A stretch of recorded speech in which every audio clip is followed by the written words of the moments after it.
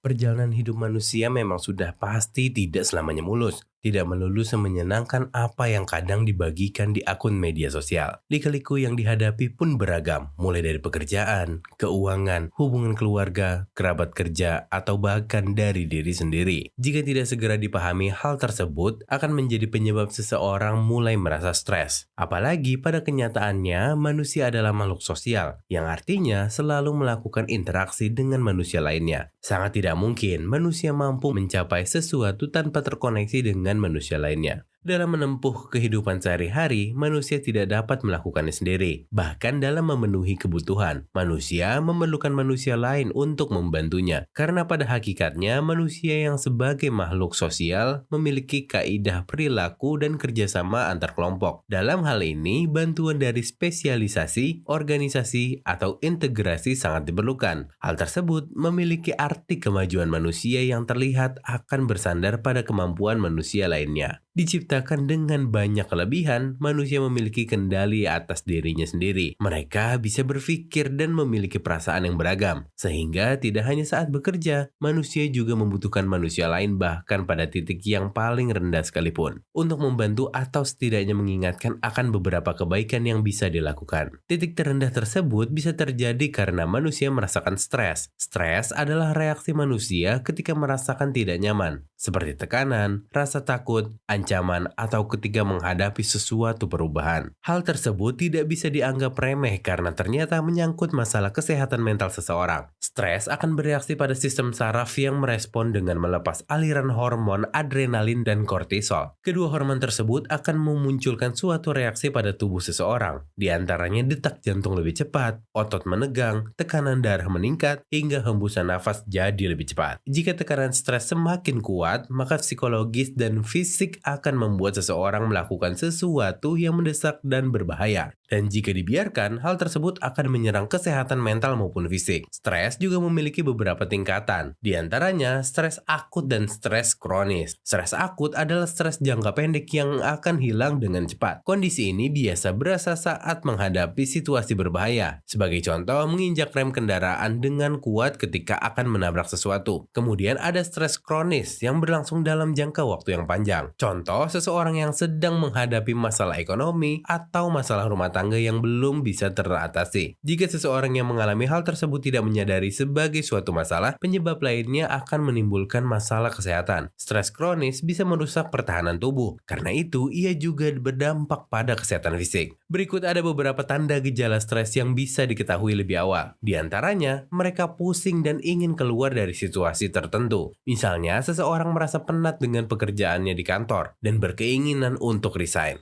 Kemudian, seseorang yang stres akan merasakan nyeri dan tegang pada otot juga sendi. Tak jarang, ia juga akan menggertakkan gigi atau rahangnya mengatup. Saat seseorang terus memikirkan masalah, tentunya kepala akan lebih sering pusing. Ditambah adanya gangguan pencernaan yang bisa dikarenakan juga saat stres. Ia memiliki nafsu makan yang tidak terkendali atau sebaliknya. Ia malah merasa tidak nafsu untuk makan. Yang paling sering juga dirasakan adalah gangguan tidur atau insomnia. Jantung yang berdebar kencang, telapak tangan dingin dan berkeringat, hingga tubuh jadi gemetar karena lelah. Stres umum terjadi karena lingkungan yang kadang dinilai sudah tidak kondusif atau bisa dibilang sudah tidak sesuai dengan ekspektasi orang tersebut. Sehingga rasa tidak nyaman akan lebih mendominasi dibandingkan perasaan semangat untuk melewatinya. Kebanyakan gejala stres dirasakan pada perubahan emosi dan perilaku seseorang. Di antaranya, cemas, frustasi, suasana hati yang cepat berubah, sulit untuk menenangkan pikiran, bingung, hilang kendali bahkan bisa sampai menghindar dari orang lain. Setelah memahami gejala dan faktor stres pada diri sendiri, cobalah untuk segera melakukan penanganan stres tersebut. Jika belum percaya diri untuk ke tenaga ahli, mungkin kalian bisa mencoba hal-hal sederhana berikut ini di rumah. Pertama, mulai dengan mengonsumsi makanan yang sehat setiap harinya. Meski tidak punya berat badan berlebih, diet mampu berperan penting dalam meredakan stres. Coba untuk rutin makanan seimbang, hindari beberapa makanan yang mampu meningkatkan tekanan dalam diri. Misalnya kopi, teh, yang mengandung tinggi gula. Hal tersebut akan lebih imbang jika dibersamai dengan olahraga. Olahraga berperan membantu melepaskan penumpukan tekanan dan meningkatkan kebugaran. Olahraga dianjurkan untuk dilakukan setidaknya 3 kali dalam seminggu dalam mencapai hasil optimal. Bisa melakukan dengan yang kecil terlebih dahulu, misalnya jalan pagi sekitar 45